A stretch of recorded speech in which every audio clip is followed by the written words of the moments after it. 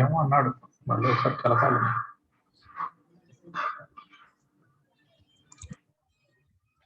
Hi, welcome everybody. Can you guys hear me and see me clearly? Oh wait, I have not switched on my video. Okay, right. Is it clear? Is my voice clear as well? Yeah, good evening, good evening. People are still coming in. Okay, Zach, thanks for the feedback. Hi, Krishan. Hi, Mr. Jay. How are you? I'm good. How are you doing? Jocelyn? Good as well. Yeah. Been quite busy. When are you doing your class? This Sunday, actually. This Sunday night. Canva. Is there any charges or is it free? Yep. Yeah, means what? Free or charges? Free. Yeah, it's a free class. It's a free class. Okay. All right. Sunday. I hope I can join in because I use Canva and I don't think I'm using all the features yet. Sorry, guys. Welcome to today's session. If you could join. Supposed to be a lot more people joining us. I thought it could be probably be more than the last time.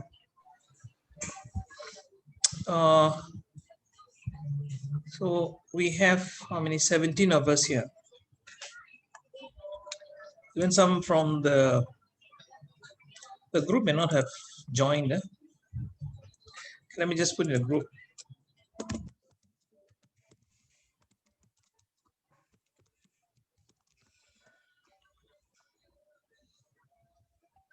All right. Okay. Let people who come in, let them come in as because it's just 9:01. So guys, how many of you here for the first time? I mean, you didn't join us in the last meeting, but you know you're here. Can I see a show of hands? Can you just put me so I know that you guys are new? First time, okay. Atmal is here first time. Okay, who else?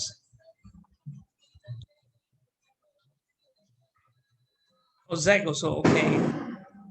Famila Meyer, okay. Molly as well, okay. Who else? I see some familiar names. Okay, right. We have got 23. All right, ladies and gentlemen, today we'll be touching on, if you remember the last session we did. Hi, Mina. Welcome to this Get Paid to Speak.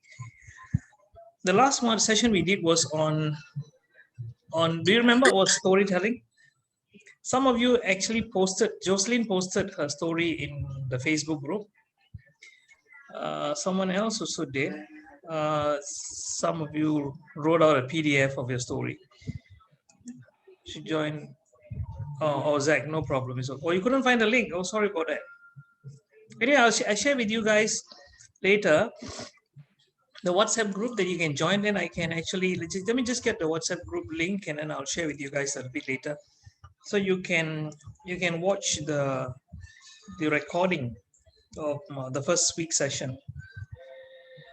So guys, are you guys looking forward to today's session?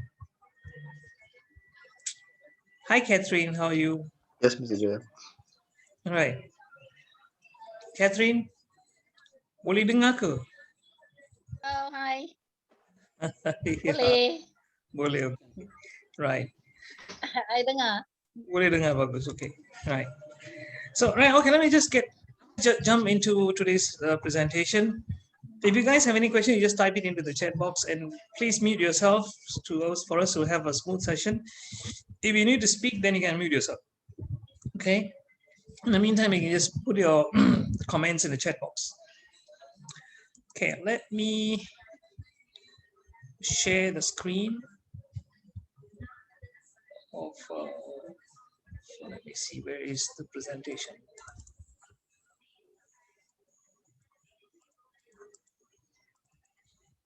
Okay, here we go. Can you guys see my slides? Can, right? I hope you can. Let me also Yes, can. open the chat in a different box. I always have this bit of a challenge here.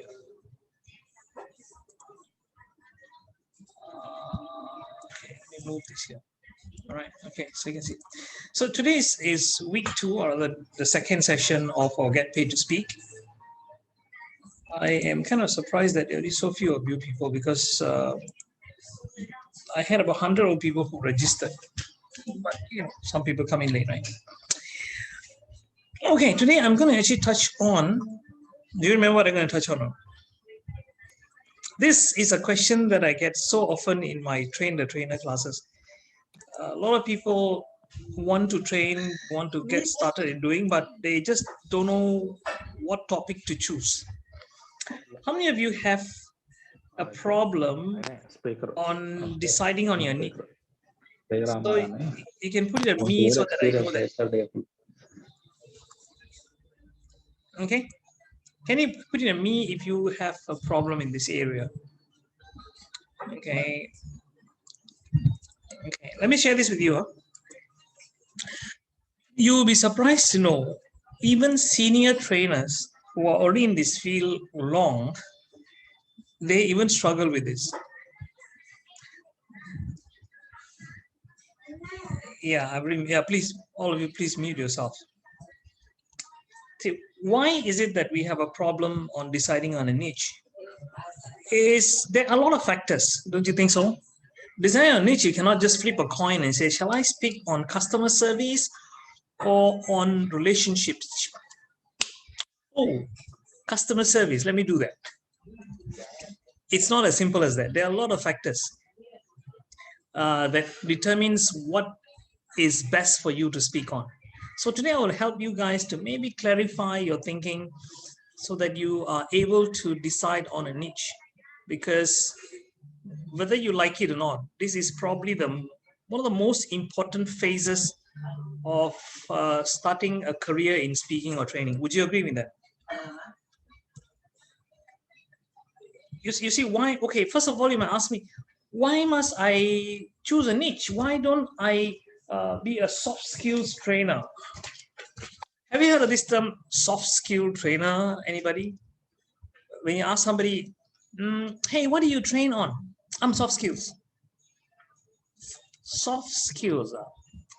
So that means who are the hard skills people? You like to ask them, say, why don't you also do hard skills? Then they give you a very kind of a very puzzled look, and they say, I don't know, lah. Then they say, oh, technical or soft. Can you imagine? You ask somebody on the other side. You say, what do you do? I'm a technical skills trainer. Do you know technical skills can range from driving a forklift to doing PowerPoints, or to do data, data science or IoT? You know, the technical guys, they don't say that. No, they say, I'm a technical trainer. Because technical means, oh, well, are you an engineer? Are you, even accounting can be considered technical, you know. But then with the soft skills, people who are doing soft skills always say, soft skill. As if like, I say, really? You can do everything in soft skills? No, but most things. So don't ever say that. Can we say it's about hard? Yeah, manual technical methods of teaching or training. Not necessarily teaching, but what I'm saying is the technical hard skills means like IT skills. It's one of the hard skills. Okay, some things that you have a strict syllabus. Like, for example, if I teach, well, you can say that. It can also be hands-on, yeah. Usually hands-on, like, yeah. Like, for example, if I teach you Word, how to use Word or PowerPoint, it's no point me just giving you the theory. I must like show you, okay, let's do a PowerPoint presentation, and how would you do that? Okay, so you're an IT trainer. Okay, see, even IT can be a bit broad, you know, Rush. You tell me I'm an IT trainer. Oh, really? Do I do IoT? Said, no. Okay, that's better. So you can even say I am an IBM specialist. You see why? Okay, let me share with you guys the why you need to have a niche, or you have to determine a niche for your people. You see why? Would you agree with me that the world is now looking for specialists? Would you agree with that? Isn't it? Yes or no? Now, if you meet some people at a party and they tell someone you meet, he says, I'm a doctor. Do you get very excited to go and talk to him?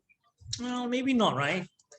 But if he says, I'm a heart surgeon, uh, even if you don't have a heart issue, you tend to like be quite amazed, right? Say, oh, you're a heart specialist, really? Tell me about.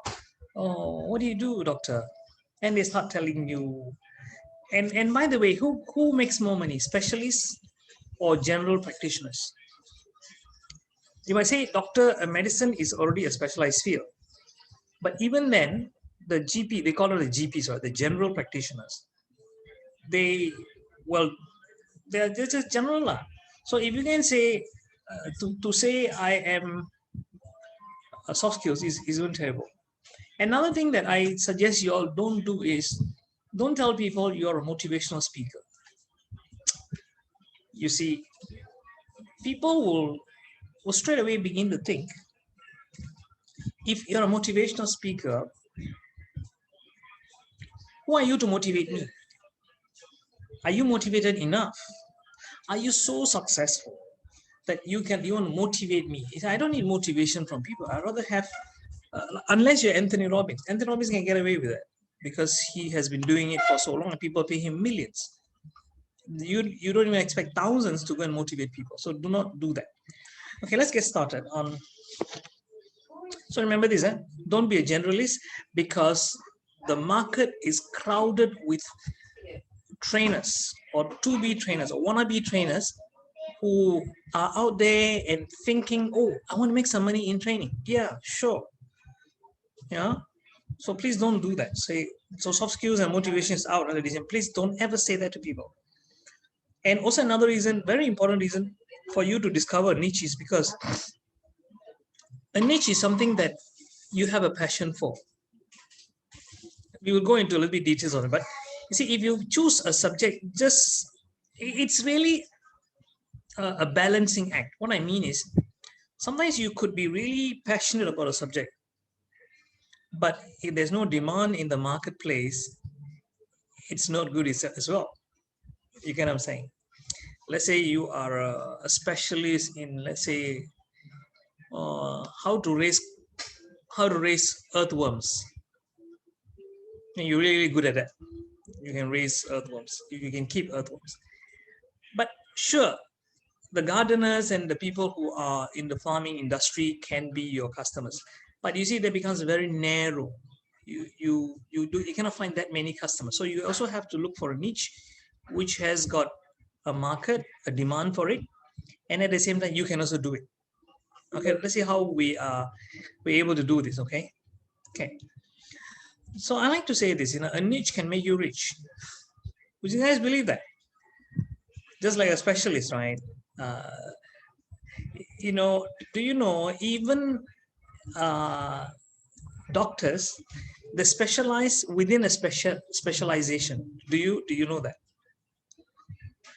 Do you agree with that? There are some specialists who are so narrow, because I met some people, like, people who, ophthalmologists, right? For people who, do you know there's some doctors who are called iridologists? They only, or is it the retinologists?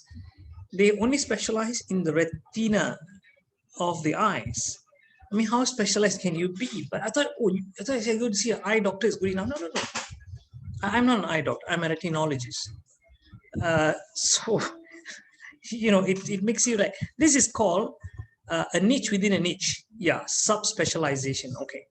Yeah, okay. Thanks, Mina, for that. Sub-specialization. But I would like to also call it a niche within the niche. That means you got a niche, but you go even narrow. Why we do this is, of course, again, there's a market for it. I used to say this, be an inch wide and a mile deep. That means you narrow yourself into 1 inch. Let's say the whole world is there, but I'm not interested in the whole world. I just want to go narrow down to 1 inch, but I'm a mile deep in knowledge, and people can ask me anything on the subject. I'm able to answer that. So you become a go-to person. Okay. So remember this, ladies and gentlemen. You see, great speakers and trainers, they have a specialization. And this is, you can't see me. I'm on the stage there somewhere. I think I'm here. Yeah, I'm already like blended into the background there, so I'm so small. But let me just share with you people a short video. Okay,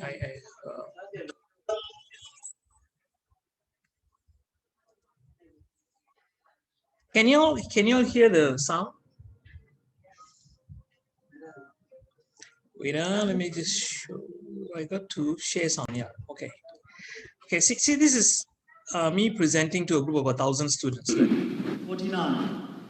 Number 3 is 72. Number 4 is 23. Number 5 is 22. Number 6 is 73. Number 7 is You can see the 26. video, Mr. JL. Number 8 is 52. Sorry? We can't see the video.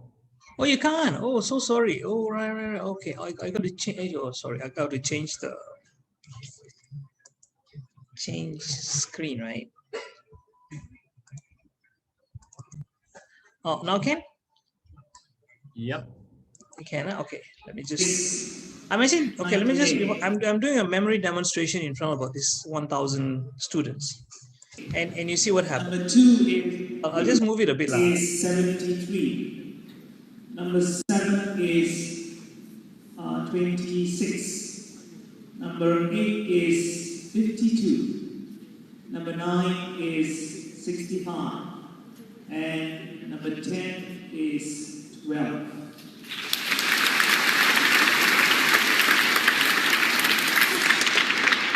Question, students, is this. Okay. Now, why I was sharing that is because you see, and why I was able to do that is also because I specialize in one area, which is memory, and I was doing a memory demonstration there. Can you see that? So this is what happens, and this is all by invitation. People invite me. I don't have to market myself. When you specialize in one particular niche and you're known for that, people will look you up. But of course, I'm not saying you shouldn't market yourself. In fact, you have to market yourself as well. But what I'm saying is your marketing becomes much easier. Because if you like, I do anything, any soft skills. So how do you identify your niche is, there are 3 areas actually. One is to determine what is your expertise. Your expertise means your work background, what industry you come from. Like Jerry, let's say of course, I know he's from the lecturing background, so he's a teacher. And he would have his expertise in teaching a particular subject. But then again, you must also see whether or not that is also your passion. You see, like I'm from the insurance industry, but is that my real passion? I studied accounting in college. Is that my real passion?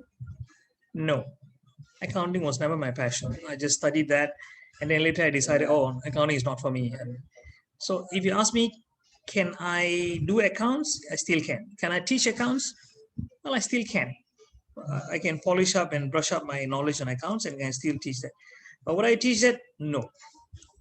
Why not? Because I don't feel passionate about it. Because you see, if you know something that you're passionate about and you're going to work on this area for the next 10 to 20 years, it's going to be very, very tedious. Wouldn't you agree with that?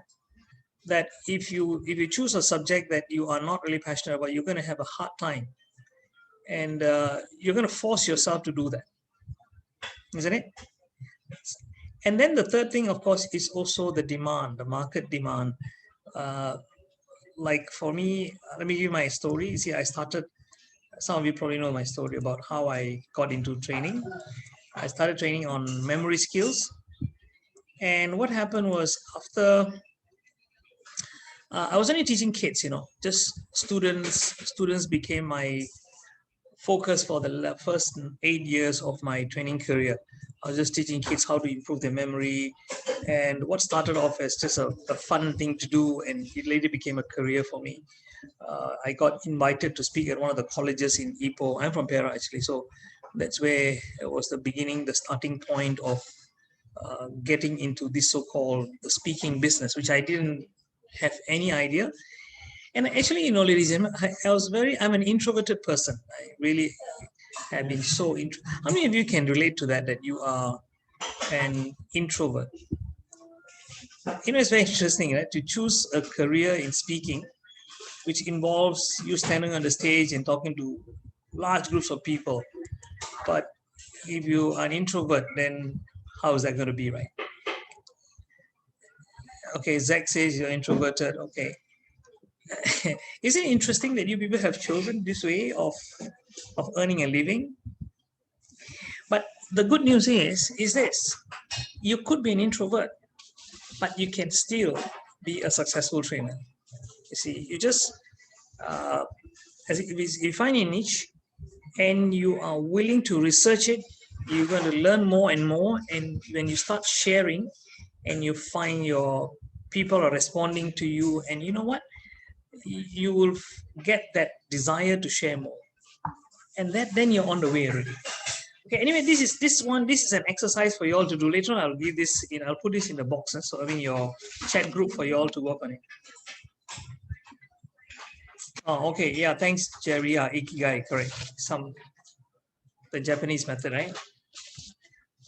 Yeah, actually, Ikigai is about how do you find something that you like to do. So it's an intersection between a few categories. I'm not very familiar with Ikigai, but I've heard about it.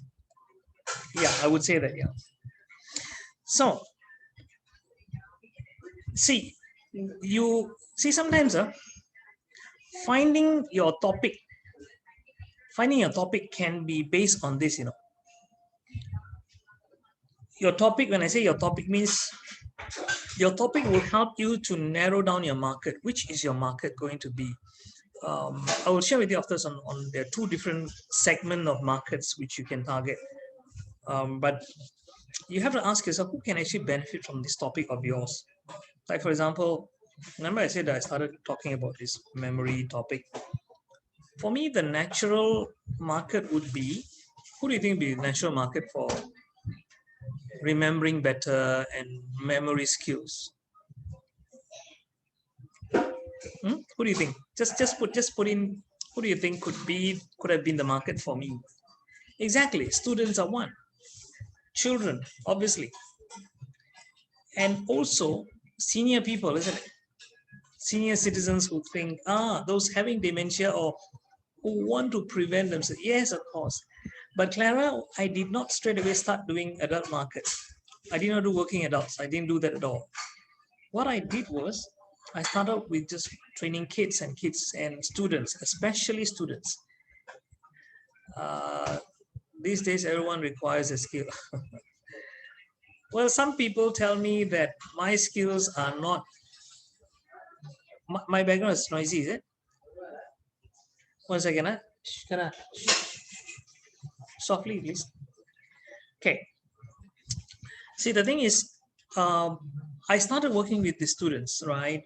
And the point is that sometimes you could start with one target market.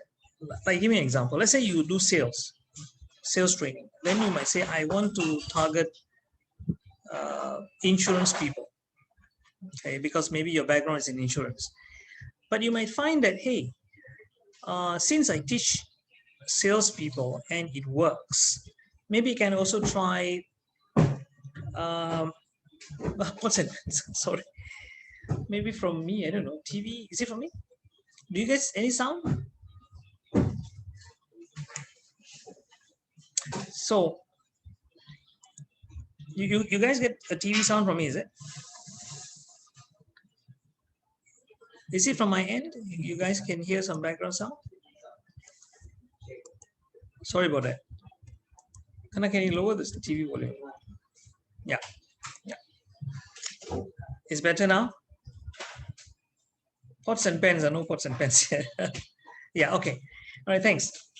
See, I started with doing for kids, right? And then I later on expanded to adults. Why it happened is because, you see, for the first 8 years I was doing students program and all that. And then one day I got a request from Malaysia Airlines, and they had a very interesting request. They said, can you teach our cabin crew how to remember passenger names? So what I did was, I wasn't sure because I never trained adults before, right? So I was like a bit hesitant. But what I did was I said, okay, let me do a mock presentation first. They asked me to do a 20 minutes. So I did, and out of 3 people who presented, I got selected. And then that was another problem for me, because I said, what am I going to teach? I mean, how am I going to structure the content?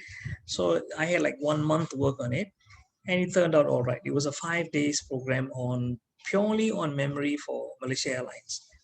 So that got me confident that this can be taught to other people as well, I mean, to the adult market. So what I did was, it is a lateral transition for me.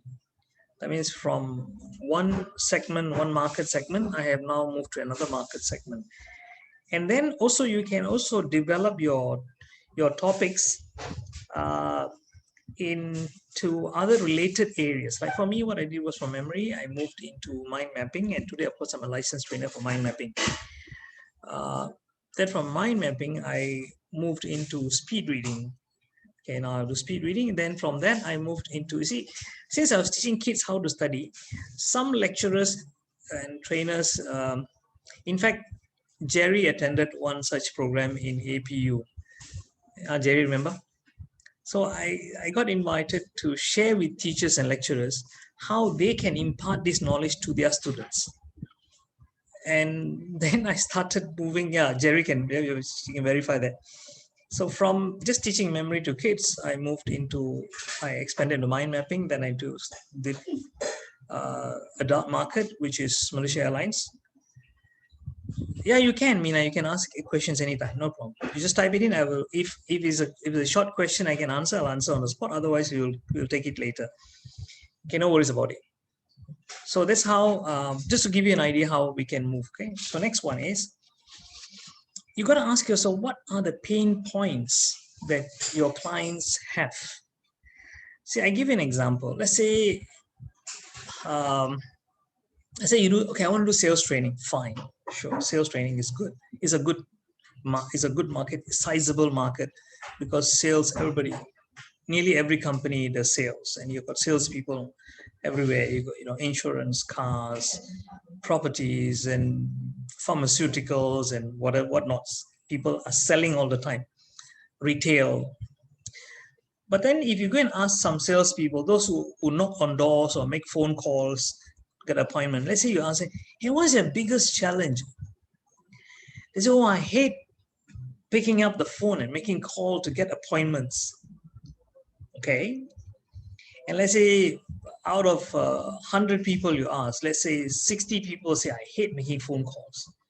And then you come up with a program to handle the telephone easily. For example, how to get appointments on the phone painlessly, for example. And people begin like, really? You can teach me that? Sure. I would love to learn. So you got to identify what are the pain points that these people have. So the question is, how can you find out people's pain points? Any ideas who want to share? Let's make this 2 ways. You can just put type in the chat box. Jocelyn, sure, I will do mind mapping, sure. And those of you interested in any of my topics, just text me in the WhatsApp, and I will definitely give you guys the dates that I'm going my next programs. Okay. Okay. Complaints, yes, of course. If you're doing customer service, for example, yes, from complaints of customers, or even complaints from people. Okay. Telegram page? No, I don't have a Telegram page. We have a Facebook group, and also Facebook group, not that many people, but the WhatsApp group is there. Yeah. if you all suggest that a Telegram group is better, we can also consider doing that. Okay, anyway, so the pain points can be determined or discovered by doing research. How do you do research? Is number one is you can of course use Google. Just Google your subject and see how many searches there are.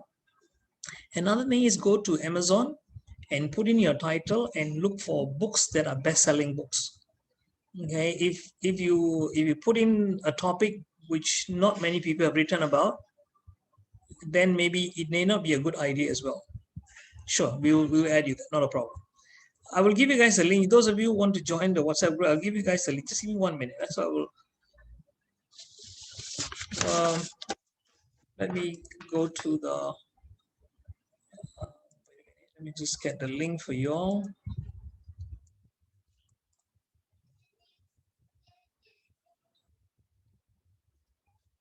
How do I? Where do I find the link? Okay.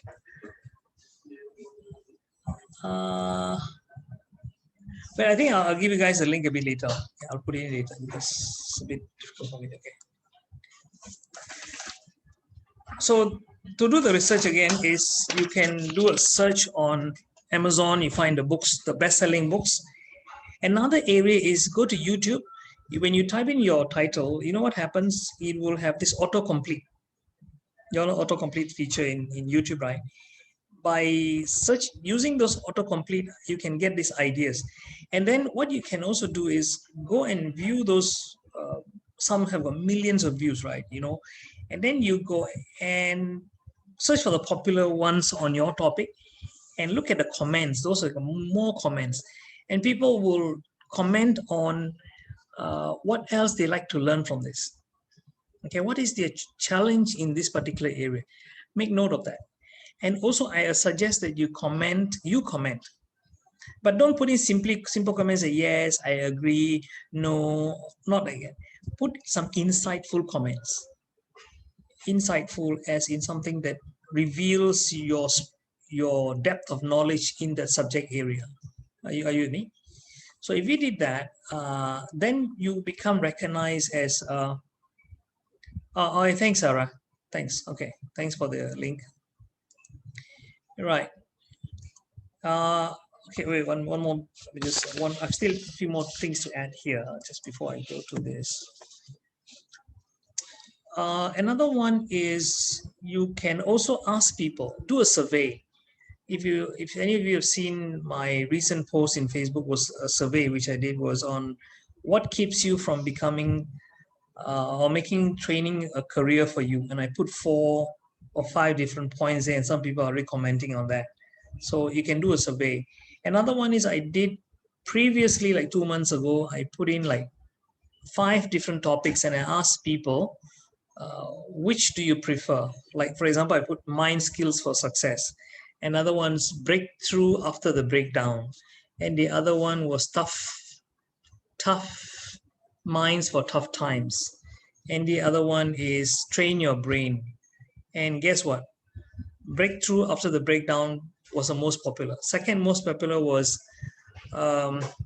tough minds for tough times. So now I'm putting together a series of talks around the theme of breakthrough after the breakdown, which I'll be covering mind mapping, memory, and all my skills. Are you with me?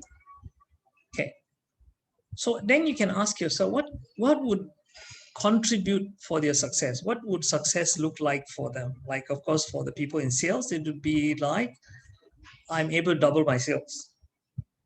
Or especially in this kind of times when face-to-face meeting is difficult. So you teach them how to sell online, for example. And the success would be, without meeting people, I'm already closing sales. I'm doubling my sales just sitting at home. You know, or making just me, rather than meeting people 3 times, and I meet once and I close the sale. So that's success for them, right? And what else is, another thing is, can you tailor your message to a particular target group, right? Can you do that or not? So can I see anybody, can you please just mention what areas that you would like to get into or what you're already doing. Maybe you can use that as a case study. Anybody? You want to put in your topic? If not, let me share with you what I mean. See, let's say you have conflict conflict management. Okay, let's say you like to touch on conflict management. You're very good at helping people to in EQ. Let's say, you know, EQ is a very wide topic, right? So in EQ, you can say I can help people to understand each other's feelings and to have good relationships, good communication. Yes, fantastic. But then you might say, I want to tweak it to handling difficult. Put down what you think handling difficult. What can you fill in the blank with? Can anyone put in? Handling difficult laughter yoga. I know you do laughter yoga. Yes. Handling difficult what? Who can tell me? You can fill in the last word for handling difficult what? Who? Let me give you one. Huh? Can be patience. Handling difficult clients. Yes. So then who would your target market be when you say handling difficult clients? Handling difficult bosses. Okay. But definitely the boss would not going to sponsor that. Huh? Yeah, business owners. Absolutely, Christian. So you see, handling difficult colleagues. Yeah. So who would your target be, Jerry? Handling difficult colleagues. Clara, you also say, okay, right. Handling difficult people is very general. Okay, let's say you started off by doing handling difficult people, but you see, you can tailor that message to handling difficult retirees. Can I say that? People who are retired. You know, I was teaching. Where is that? I think it was one of the Kamantriyan, which is involved in the pensioners. And you know, the people who attended my program, they were saying they have a hard time with the pensioners because you cannot scold them. They are senior citizens. And they are very irritable, isn't it? They get irritated easily. You know those people who they like, hey, who are you? You young punk, you're gonna teach me, huh?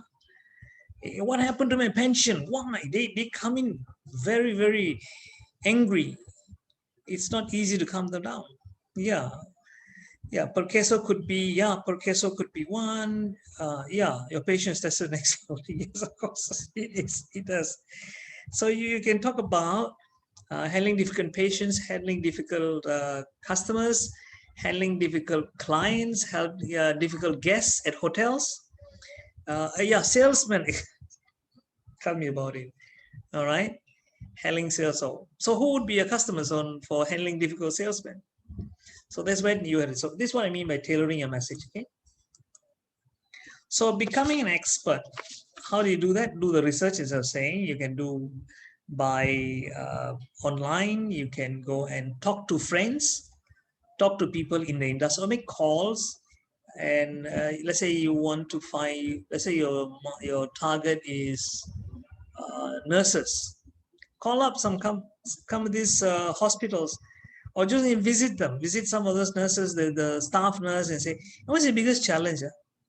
And they will tell you what it is, you know. And another thing is how to become an expert is also to start writing. Again, first thing is researching your market is one thing, but researching your subject is also very important. How do you research your subject? Today, of course, Google is there. Thank God, it's so easy. When I started, there was no Google, there was not even internet. So I always relied on reading. And fortunately, I had a guru who told me this.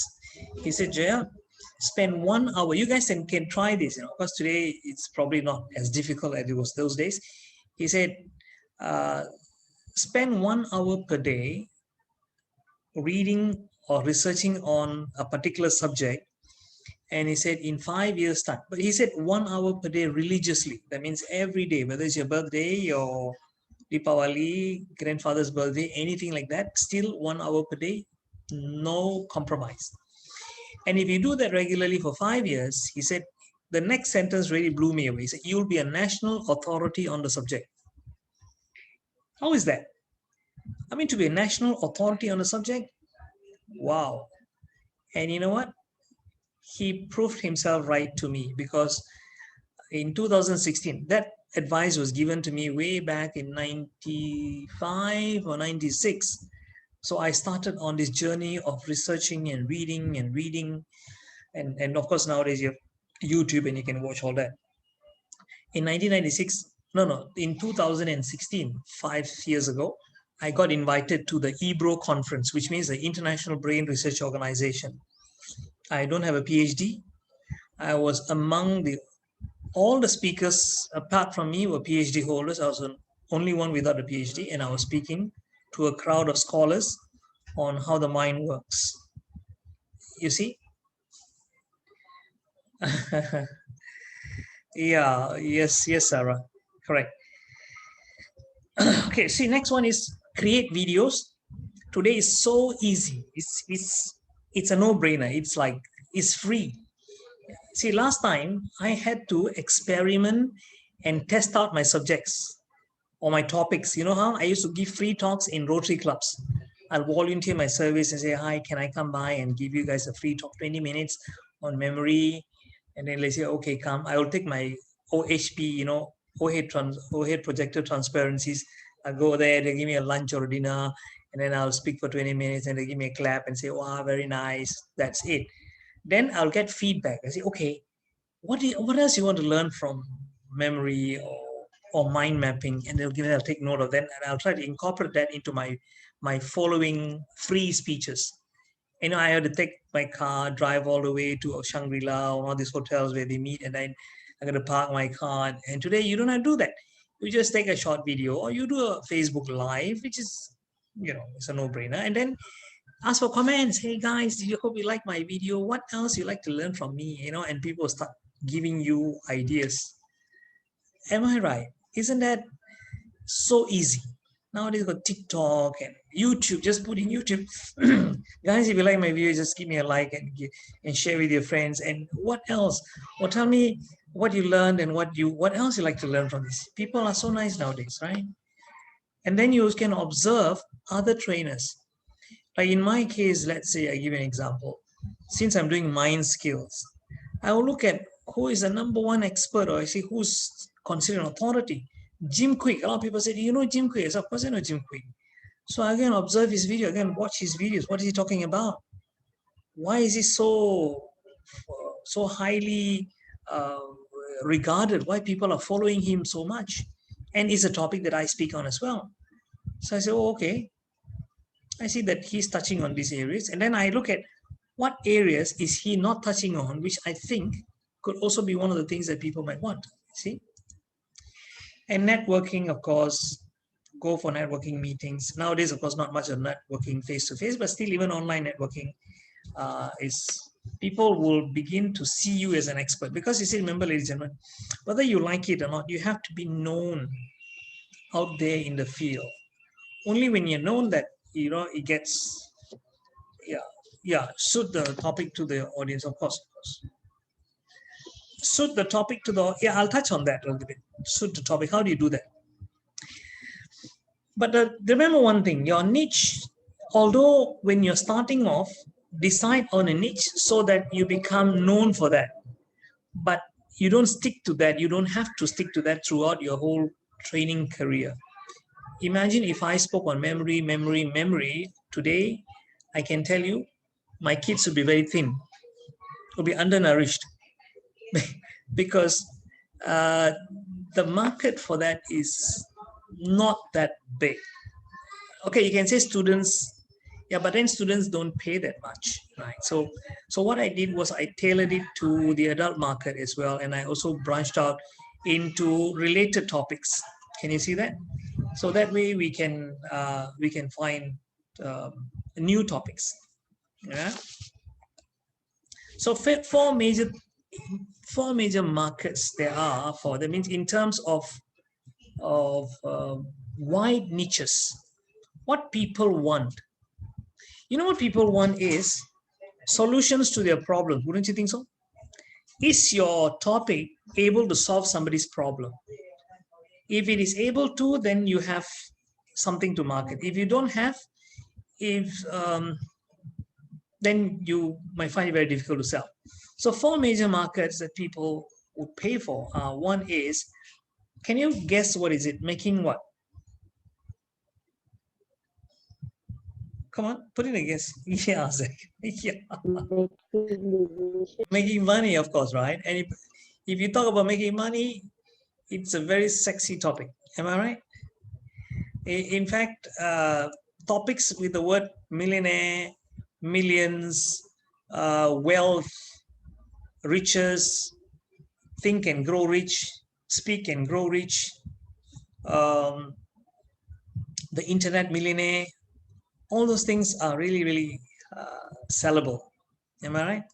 People, I mean, wouldn't people want money? Yes. So if you can show people how to, yes, we are. I'm recording. See, if you can show people how to make money, I tell you, the people flock to you. Okay, another thing. Next one, what do you think it is? R stands for, anybody guess? Anyone? Don't put riches, huh? No, Christian. Money and riches, relationships, exactly. Retirement, not so much. Retirement will fall under money as well. No, returns are, it's actually relationship. People value relationships, isn't it? Meaning you can teach me how to get along with others, how to understand other people's feelings, how do I communicate, public speaking, isn't it? See, yeah, these are very wide, these are very broad niches. But you're going to get, I teach relationship. I teach you how to raise teenagers and how to have a happy relationship with your teenagers, how to raise them in such a way that they will listen to you. I'm interested. Am I right? So that then you know what your niche market is. Your market becomes parents with teenagers, yes? How to get people to listen to you in your workplace. Yeah, that's right. That again is relationship. Okay. See, Zach, can you see that? From these broad niches, I will share with you how to go and zoom in into narrow niches. The first H, what do you think it is? Everybody wants to talk about it. Yes, of course. Health. Today, there's nobody who's like not talking about health. Everybody wants to be healthy. Yeah. Even in whether they're young, they're middle age, or they're in the senior years, they want to be healthy. So what areas can we teach in terms of health? Health is a very broad subject again. So you can narrow down, if you say, oh, I teach health, people are like, huh? Are you a doctor? I say, no. I teach health. How to eat healthily. Okay, Krishan. Do you think that is still very wide? How to eat healthily, do you think is very wide, or do you think it's already very narrow? Slim down and get the body you want in 60 days. Like that. Okay, fitness. See, what I mean is, okay, let me look at this. Christian says how to eat healthily.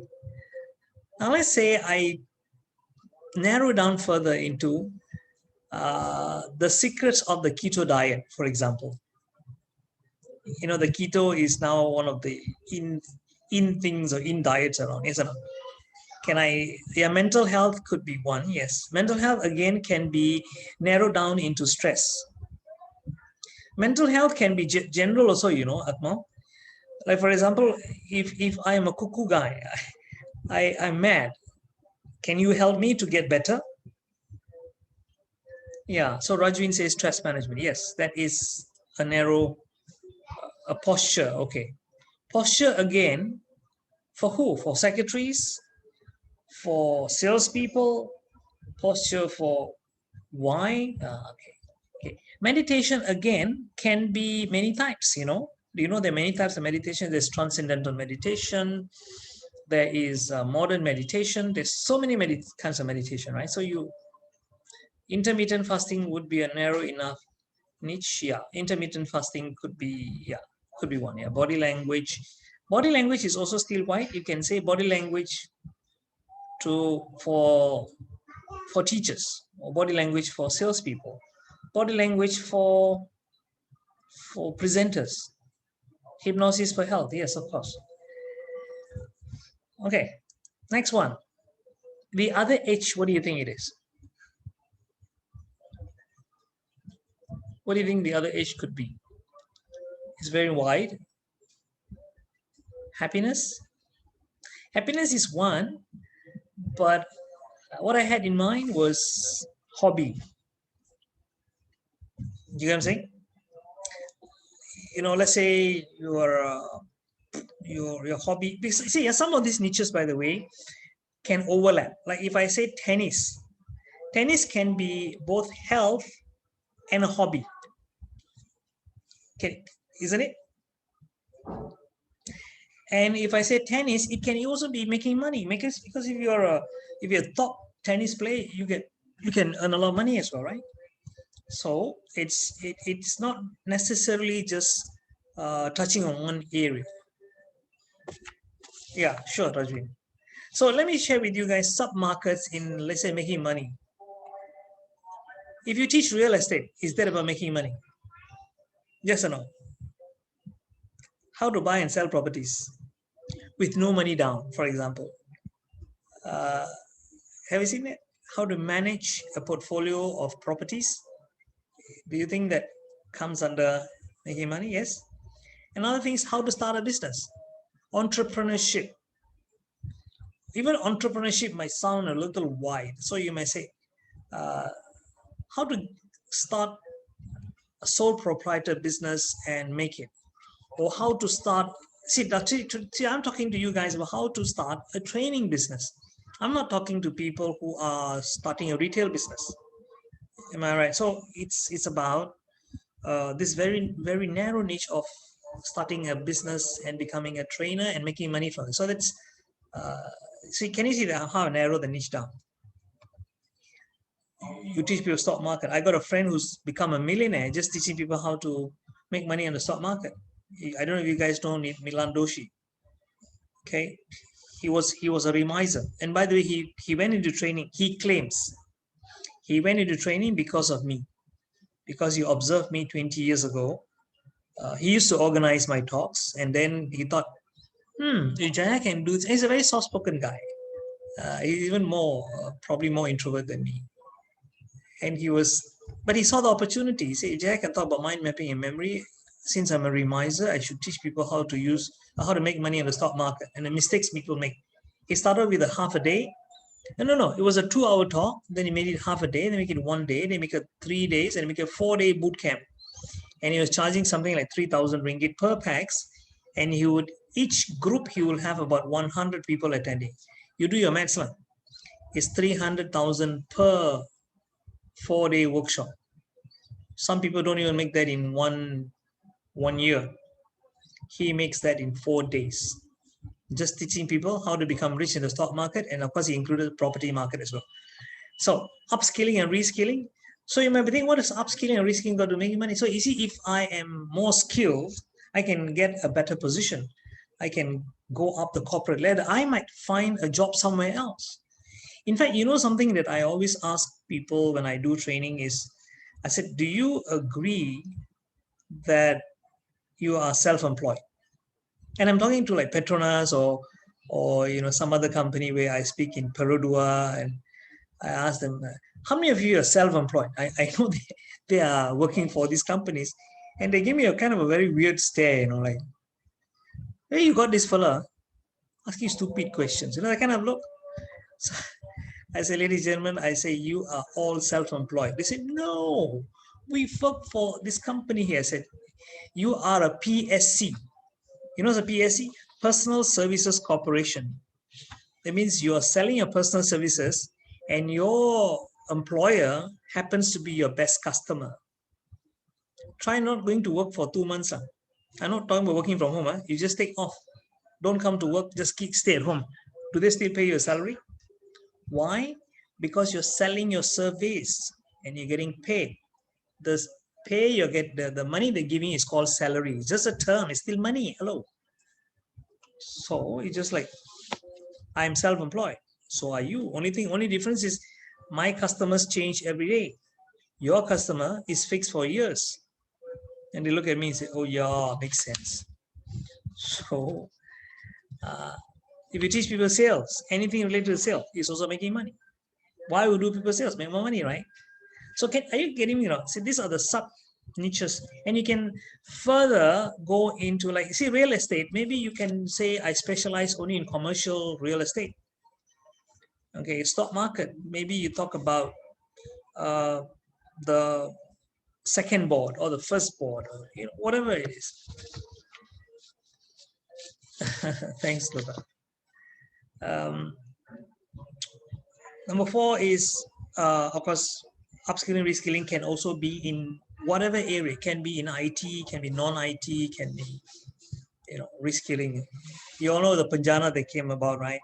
And by the way, the Panjana has created mushrooms of new training companies. And I don't know how many of you even got excited to become a trainer because of the Panjana. Okay?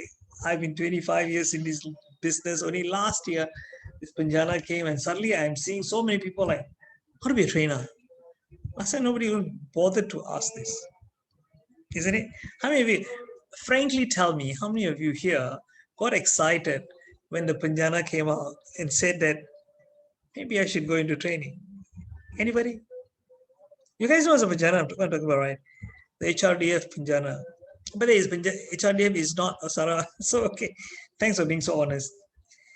The Panjana, the HRDF is now rebranded to HRDC, in case you don't know. It's now the Human Resource Development Corporation. Okay, don't go and search for HRDF. You won't see the page. It's hrdc.gov.my now. It's now become a government body. Okay, now coming back to relationships, a lot of sub niches in relationships can be dating. Okay, it could be raising kids. Again, you can further niche it down into teenagers. It can be how to handle tantrums. Small kids. All right. So that can be one. Conflict management.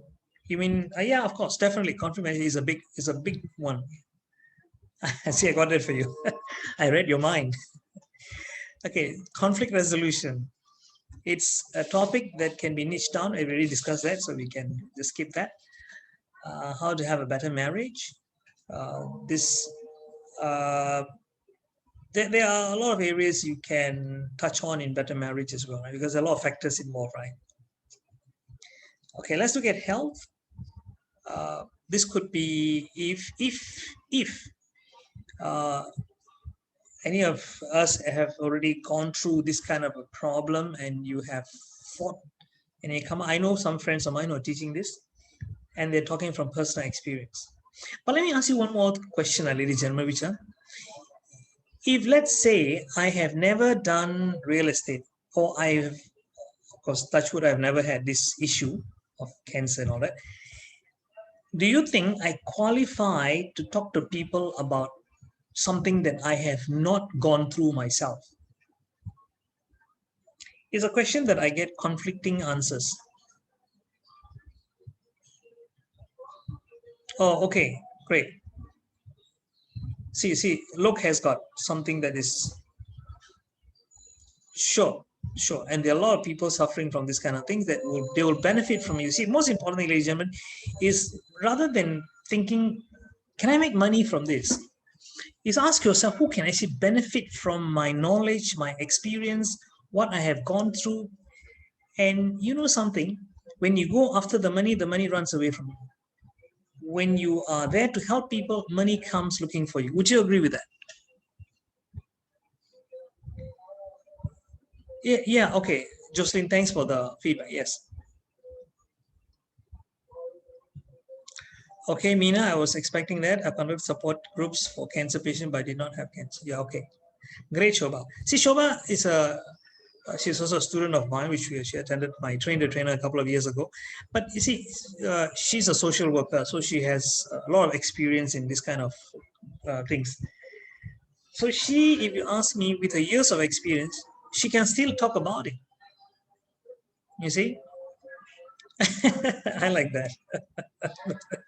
Shobha. It's just like a male doctor who's advising a pregnant lady about how she should take care of herself. Can you imagine if the lady turns around and say, hey, you are a male doctor, a male gynae. What do you know about childbirth? Do you know there's some great male gynaes around? Do you agree with that? I personally know some gynaes who the women swear by. Yeah, that's right. They are not good, but at least they have played football. What I'm saying is, a male gynae has definitely not given birth before. He doesn't know how it feels like. He wouldn't know what kind of pain they go through, isn't it? What kind of what happens in the body and all that. I don't know whether they are good, better, or not. yeah, that's the point. Why? Because they are trained. You get what I'm saying? But in our case, as a trainer, you can still qualify. See, let me give you an example. Let's say I go and tell people, let me teach you how to be a great real estate person. Even if I have not sold real estate, but let's say I have researched, let's say 20 of the top real estate people in the whole world. I've read about them, I have interviewed them, I have sent emails to them, questionnaires, and I compile all this. How do you sell? How do you become number one? How are you the top? What is your experience? And I compile all of that and I put a report, and I have now studied their secrets, or so-called their methods. Now, does it qualify me to speak on how to sell real estate? What do you think? Okay, you sure believe that, right? So it's also depends on yoga. Now let me ask you, is yoga a wide niche or a narrow niche? Can you narrow down yoga further? Or do you think yoga is already a very narrow? Yeah, yes, Kavita, yes. Mira, great, good yoga. What do you mean, good yoga? Huh? You should search for good yoga then, Mr. Jaya. Huh? Huh? You should search for good yoga. Okay, I will do that. Okay, yoga for pregnant women, hatha yoga, pranayama, mutton. What? Shankar, yoga for kids. Can you see, You see, rather than saying I am a yoga teacher, you say I specialize in yoga for kids. So if I have a child, I'll be more inclined to send to you than someone who says I'm a yoga teacher. Because you see, the yoga teacher may be a better yoga teacher. But yeah, Rajvin, laughter yoga, can you imagine? That's one form of yoga. Can you say you laugh while you do yoga? I think not really, just kidding. You laugh, you laugh your stress away. That's what they mean. So, okay. Now, next one is diet. Is diet a wide niche or a narrow niche, ladies and gentlemen? We spoke about the keto diet, right? And you talk about the fasting, for example. And fasting itself, they have got so many kinds of fasting. Isn't there's a water fast, they have macam-macam fast, right? So you can further narrow that down. And then alternative medicine is another area you can talk about. Even alternative medicine, you have so many types. You got, what do you have? You have the Chinese medicine, and then you have the Ayurvedic medicine, and then there's one more from Germany. What's it called again? Yeah, I was yeah, so many kinds of alternative medicine, right? Yeah. Meditation, as you all said just now. Okay. Hobbies, you could probably look at photography. videography, cake, and all this. But let me share this with you all. Do you know some topics can be more for the corporate and some topics can be more for individuals, isn't it? If I were to teach dating, can I go to a company and tell them, do you want to sponsor your people to send them to my course? I teach how to go for a date. You think the training manager is very excited about that? Huh? To send the people for your dating course? But you see, you might think, oh, dating is only for the public. I mean, for the youngsters and all that. They won't reply you. They won't reply you. You say, can I attend? Yeah, you can. But they're not going to spend money on their people to attend. See, it's like this. What I'm doing for you people now is called get paid to train or get paid to speak. I cannot go to a training manager in a company and say, send your people on get paid to speak. Say, what? If I send them to your course, they will leave the company. They'll want to become independent trainers. So for companies, I said, let me teach them how to be better trainers, not to become independent trainers, not to be starting training as a business. Does it make sense? So although it is meant for individuals, you can actually tweak the topic a bit, take off certain topics like how to market yourself, all that, throw away. And then, but there's certain things that would be there, right? Yeah. Yeah. From dating, you can use for how to become a better leader. Yes, of course. Yeah. Okay. Now this on photography. Now let me ask you, all these topics are more for individuals, right? Can this also be targeted to corporations? Would corporates pay? Because people say, oh, let me teach your people how to use DSLR, become better photographers. But then you can say how to, especially videography, how to take better pictures and video and edit photographs, edit videos to be uploaded on YouTube. Managing a YouTube channel, for example. Do you think so? Do you think companies will be interested?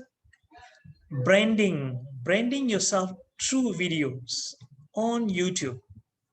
Can you see that? Cake decoration a bit difficult, I think. Huh? Can you think of cake decoration being corporate? Not so much, huh? Corporation usually of HRDF. Yes, you see, but the point is, Shankar, HRDF doesn't care what course you run. You get what I'm saying? You could run a dating course and tell HRDF, we want this course for our people. HRDF have no say. They will pay. You got it, Shankar?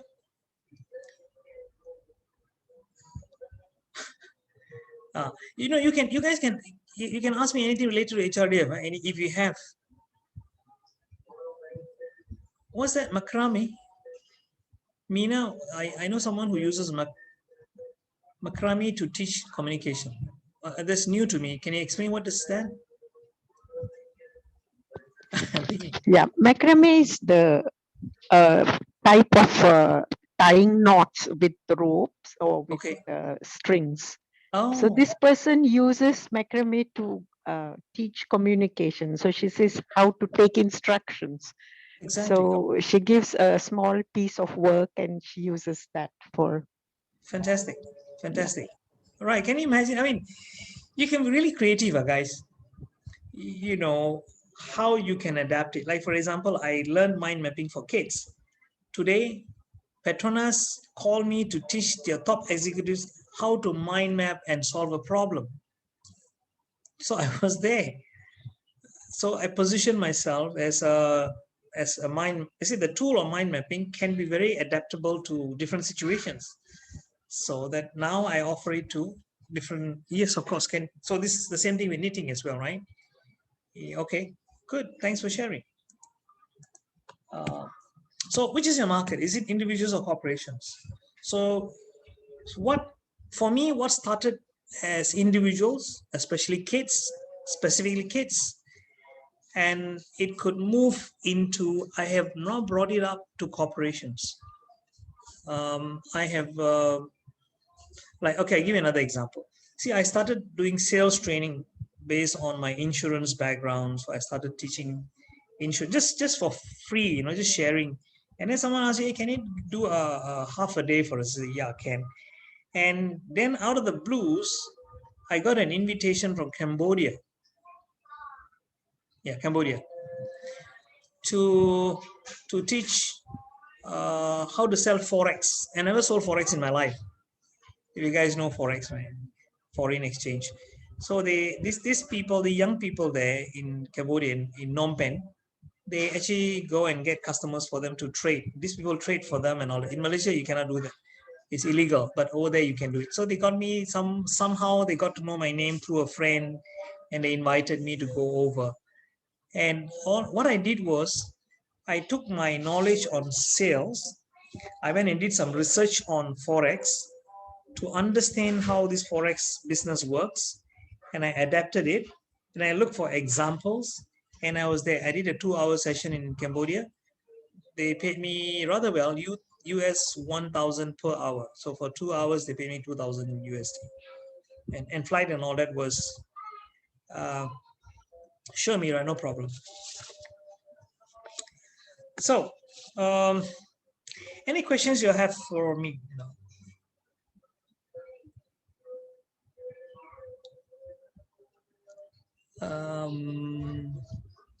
Anything among the things that we have shared that you would like me to elaborate? Or you can unmute yourself, you can ask me anything. Anybody? Ada apa soalan ke? How do you know which market to start first? Okay. It depends on your topic. Ask yourself, okay, do this. Let me share this with you. Take a piece of paper and put your topic. If you're doing a mind map, now I put the topic in the center, and the branches is who, and put there who cares. That means who can benefit most from your topic. So Shane, can you let us know what is the topic that you speak on?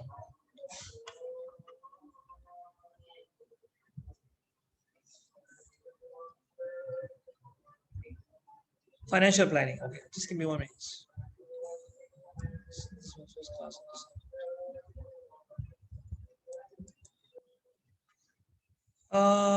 Famila, since this is my first class and I just added in the group, I know there's another activities that the first session, the first session we did was on storytelling, and I asked the participants to create their own story of 3 minutes, about 3 to 5 minutes story, and to share that in the groups. Yeah. That's a very subjective question. I'll answer that for you, Dharani, in a minute. Let me just handle what Shane has said. She said financial planning. Okay. Financial planning is also a very rather wide topic, but do you think, Shane, do you think the individuals can benefit from this, or companies can benefit more from a financial planning? And also, let me get a little more clarification on this. When you say financial planning, are you talking about insurance, or are you talking about complete financial planning, like CFP and all that? Chartered financial planners. Jaya, I permission to speak. I think I speak better than. Go ahead. Yeah. Yeah. My focus is actually individual, but this individual also they have businesses like that. So I'm torn in between. I don't know which area to focus on. Okay. So first of all, sorry, go ahead. Okay, my financial planning is overall, not just insurance or investment. Is everything covered under financial planning because I hold a CFP. Okay. Okay. So thanks.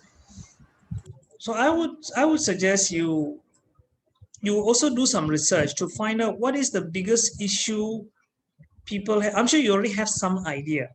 about what I know. You already have your module. I can help you to do this, to do that, and do that. Become financially free, have a good retirement, all of those things. But it's good for you to narrow down and find out what is the biggest problem people face in planning their finances. You see, is it because they feel they have a lack of income, or do you think they have they don't know where, they don't know their risk, what is it, risk appetite, isn't it, you call it, right? So how do you find out and find out what is the biggest mistakes they have made? They say, oh, I put my money in the stock market, I burned my fingers, I've tried property and I ended up my property being repossessed, whatever it is. Find out what is the biggest challenge they have, and then you answer that. I suggest you start on a narrow niche rather than say financial planning is very broad. It's very, very broad. You see, financial planning can be, let me share with you. There's some people who teach like the millionaire mindset.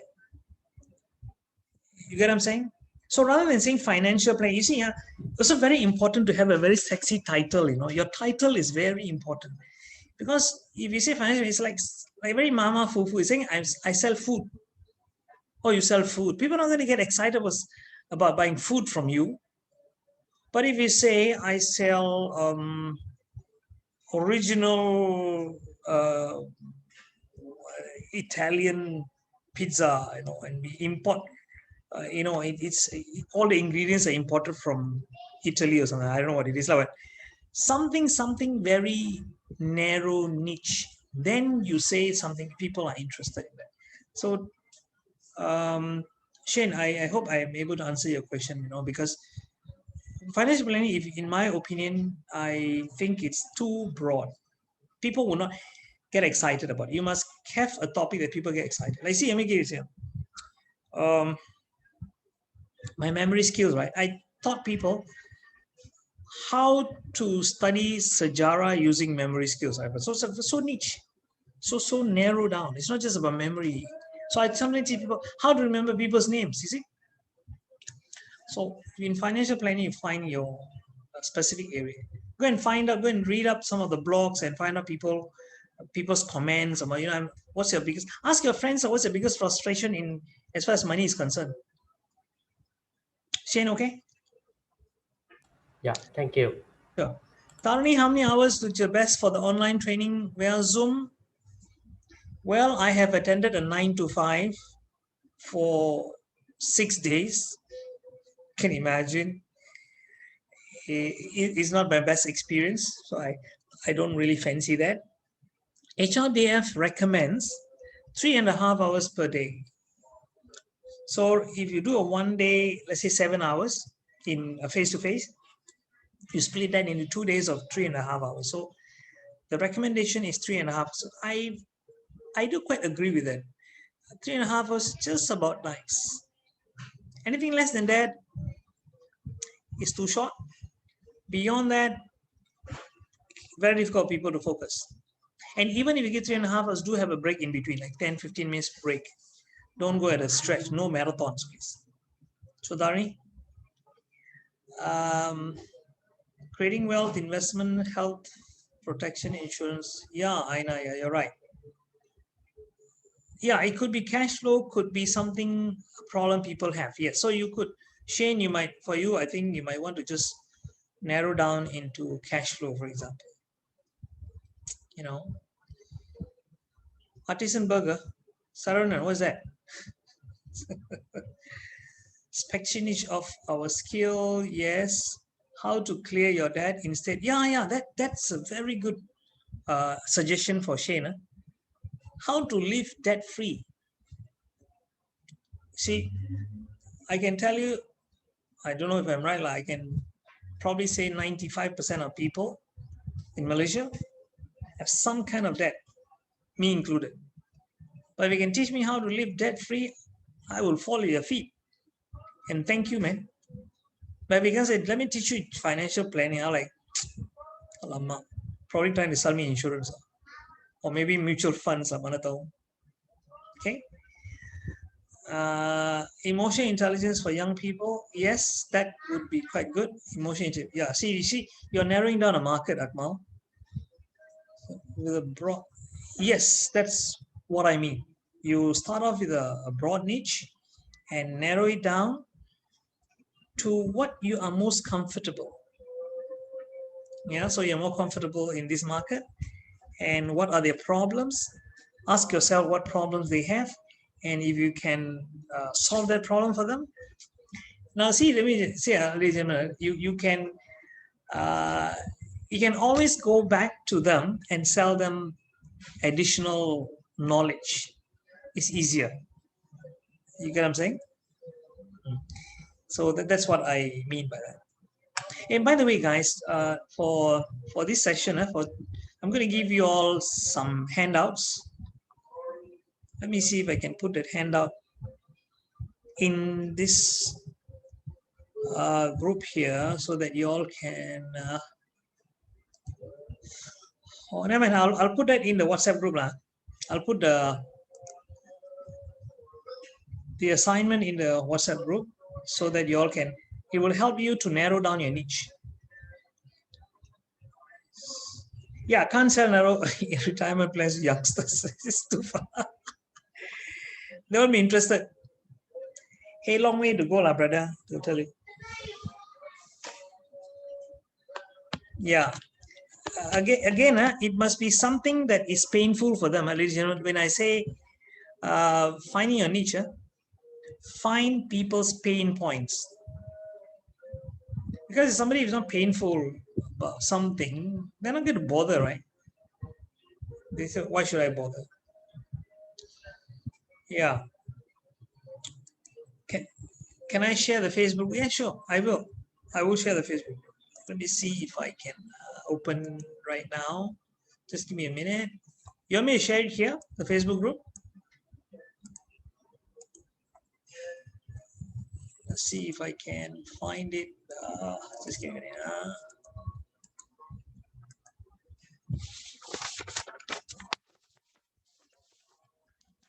Okay,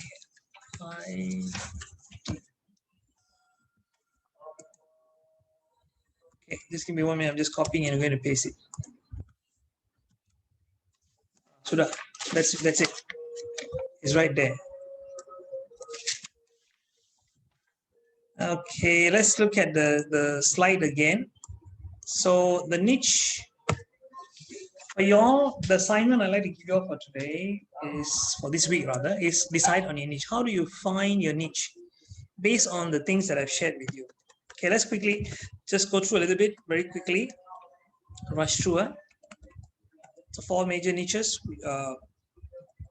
4 major markets are this one: money, relationships, health, and hobby. So these are the sub niches. Remember, real estate, stock market, and sales about money. And then relationships can be any of these. Health, again, you have many broad niches as well. You can narrow down further. Hobbies, you have so many. Okay, it can even be other things. It can be sports related. So again, decide whether or not you want to start off with individuals or corporations. Because you see, ladies and gentlemen, when you market, it's very different. When you market to corporations, it's so much different compared to market research, or what you call marketing it to individuals. You know that? There are pros and cons to each. Let me tell you what are the pros and cons of each market. Which do you think you can make more money? Do you think the corporate or individuals can give you more profits? Put in the chat box. Anybody? Corporate? Really? Corporate. You think so? Yeah. Okay, let me tell you this. There's one guy, one company which markets me, used to market me. They used to market my speed reading program. And guess how much they sold my program for?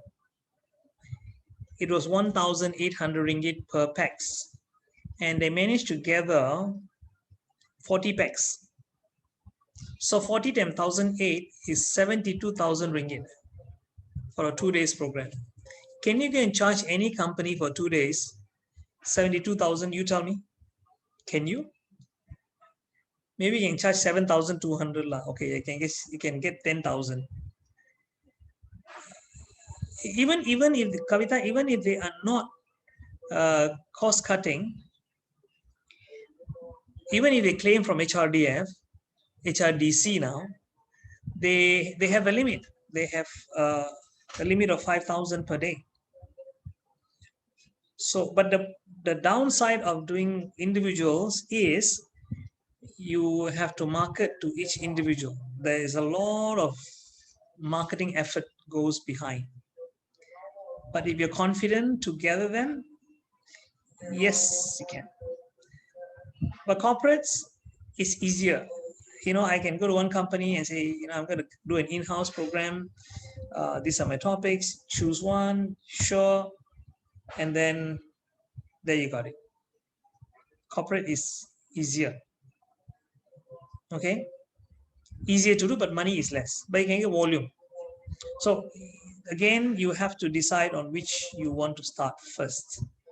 I cannot tell you which one to start, but you know, you can decide. But very much also depends on your topic and how you want to position yourself. You position yourself as a, like I suppose Rajwin's laughter yoga is probably more individual rather than corporation. But if you talk about stress management, Rajwin, then you can move into the corporate market. Okay, companies are willing to pay. Okay, any other questions you have for me? We have a few more minutes to go. I would close at 10:30. Any questions? I will share with you guys the assignment sheet in the WhatsApp group. Those of you not in the WhatsApp group, I suggest you'll join. Okay, I really don't know why this time we have less people. Maybe they didn't get my message. I think they're going to kill me for this.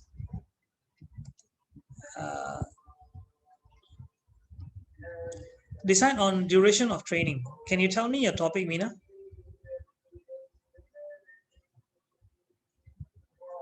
Jocelyn was PH. Okay, duration of training, it really depends on a public holiday. Okay, what about public holiday?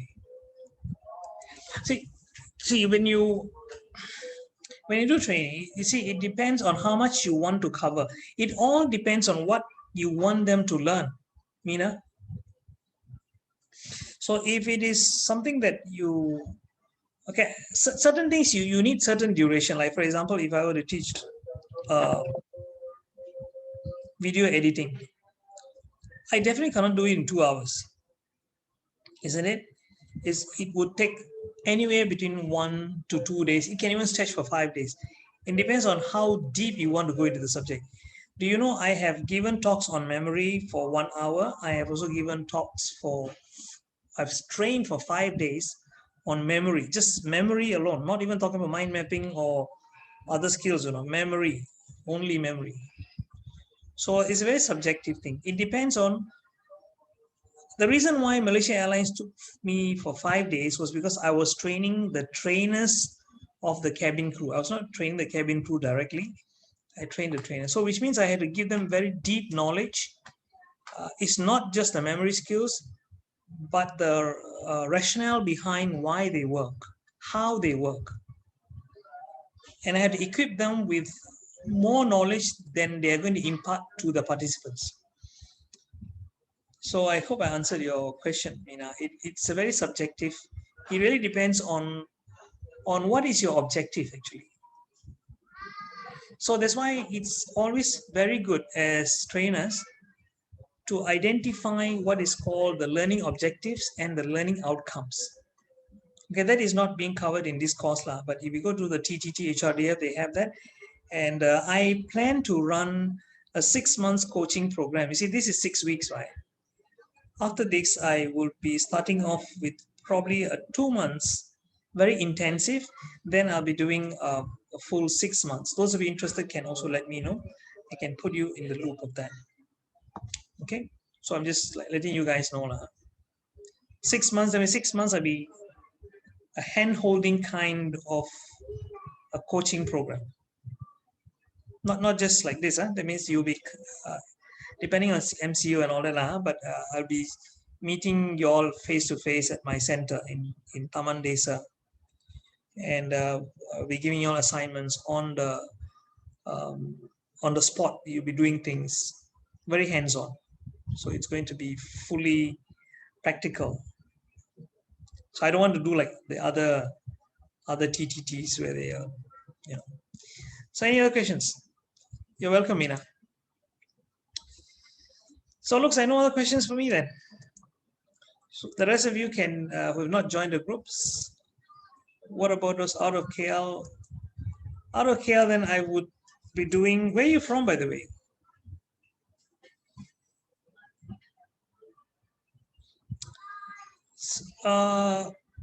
Taman Desa. Oh, you're from Kuchai Lama. I'm also from Kuchai Lama, by the way. When we cause,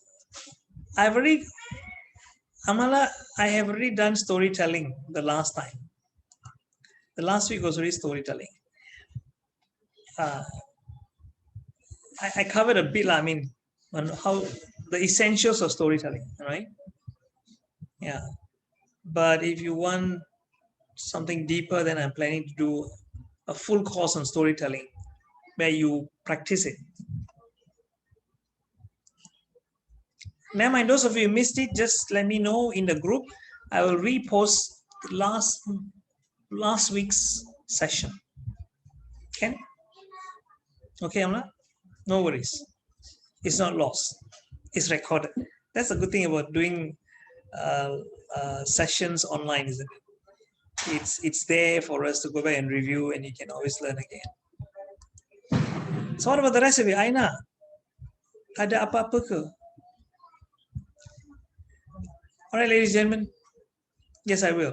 Go and join the group again. So, thank you for coming. This time, okay, right? I'll see you tomorrow, Aina. Okay. So anyway, so guys, thank you for having joined me here. If there's anything, you can always put in the group. Oh, Jaya, one last question before we leave, yeah? Yes. The niche that we have is also very much dependent on the skill set that we have, correct? Yeah. Yeah. Two things, skills as well as whether or not you're passionate about it. Because even if you're skilled, but you're not passionate about it, you will be speaking in without engagement. Okay. Like for example, let's say I'm very good in maths, but I'm not passionate about teaching maths. So I'll be just going through the motion, right? Okay, these are x plus y equals 3, okay? And the students are going to be feel bored. Sometimes I may not be excellent in the subject, but I may have a passion for it. Okay, so would you suggest to use passion as the first draw and then go back to your skill set? Would that be? So yeah, it's finding a balance. Okay. Another thing to consider is the demand as well. Don't go and choose a subject that is so unique that nobody wants to hear about it. I mean, it doesn't make sense, but you can be very passionate about raising caterpillars, for example. Yeah, right. Okay, got it. Okay. This one will take a little bit of research, basically. Yes, of course, definitely. Got it, yeah, because as Rush said, demand is very important. Find out who pays for it, because we also need the money, right? I mean, you guys are not coming in to do public service. That doesn't mean you shouldn't speak for free. I still speak for free. Yeah, give value first before money comes in. All right. And I still speak for free. I just did 2 sessions last month for free. BAC, Brickfields Asia College and Sunway College invited me for 1 hour of Zoom, and I did free. Yeah, that is part of marketing. Don't forget, word of mouth. Yes, yes, yeah. But I mean, like BAC, all I know, like they don't pay much, but it's okay. I mean, just like people get to know you. Sometimes you never know, how far. And I did one for Dubai, 700 over people there. They're also free. It's like 1.5 hours. They told me if it is not MCO, they will fly me there. But then bad luck. Hoping once the MCO is over, they might send me a ticket. Invest my money later. Yeah. Sure, Krishan. Yeah. Okay, some of you guys who are in my in our reader circle group, I will see you all tomorrow night as well. In fact, if any of you guys are into reading and if you're serious about reading, we have another group which a few of us here, we meet every week. Supposed to be yesterday, but postponed to this Friday. We are starting on a new book. If you guys are interested, I can also. Yeah, but if you're only serious about, you can make it for the meetings, and read the assignments. Is a reading assignment, a book you decide on if you're interested in. Rush, you'll be surprised. You can talk. You can ask Saravanan about it. Sarah, he was just like you, but ask him his experience of being in the group now. He has now become an avid reader, probably more avid than me from his. I've converted him. Yeah, see, Sarah said, let's read. Last time he used to say he hates reading. And today I asked him how he saw. We just started, it's probably about a month ago, slightly more than a month. So we have a few of us here like Aina and Shobha and Saranan and all that. All right, ladies and gentlemen, so thank you very much and good night. See you all again next week. But in between, just keep active on the Facebook and also WhatsApp groups. This one is very different. We select a book and then we read a particular chapter and then we discuss. It's not like simply read any book. Okay, guys. So good night. See you all then. Okay, so you got to place the assignment in a short while into the WhatsApp. Yes, I will. Sure. Thanks. Okay, Okay. thank you. Bye-bye. When's the due date for the second assignment? The due date would be before next week, before the start of next week's class. Okay. So, all right. Okay, guys. Bye.